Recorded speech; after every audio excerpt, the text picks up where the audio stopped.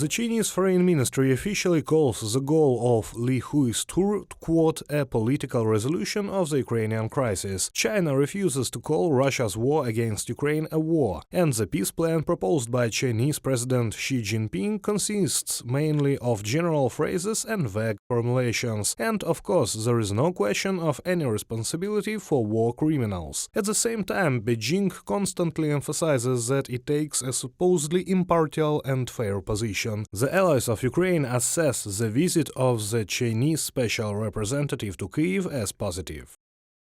It is important for China to hear directly from our Ukrainian partners about why Ukraine's security concerns and its sovereignty and territorial integrity must be respected. And as we have already stated, when it comes to diplomacy, nothing about Ukraine should happen without Ukraine. Vedant Patel, Deputy Speaker of the US Department of State, at the briefing.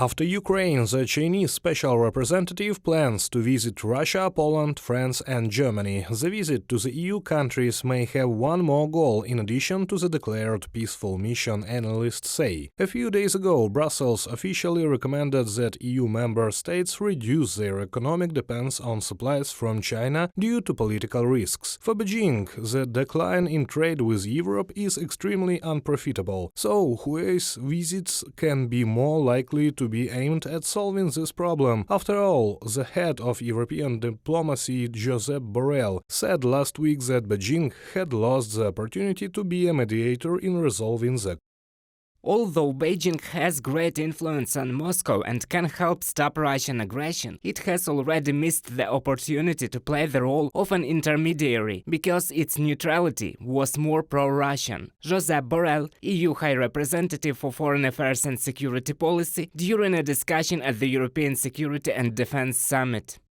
Opinions differ among experts on China's diplomacy strategy. Some believe that the visits of the Chinese special representative to the EU countries are aimed at maintaining ties with Europe in the future when Ukraine defeats Russia. Others believe that the main goal is to save the Putin regime by freezing the conflict.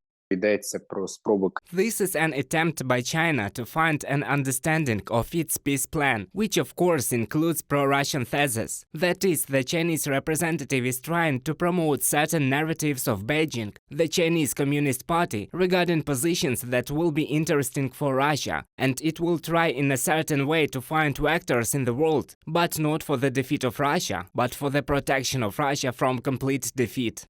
In this sense, China's call for foreign embassies on its territory is eloquent. According to the Japanese news agency Kyodo, the Chinese authorities have asked foreign diplomats, quote, not to use the walls of embassy buildings to spread political propaganda. Propaganda means yellow and blue banners in support of Ukraine, which were hung out by the diplomatic missions of Kyiv's allied countries.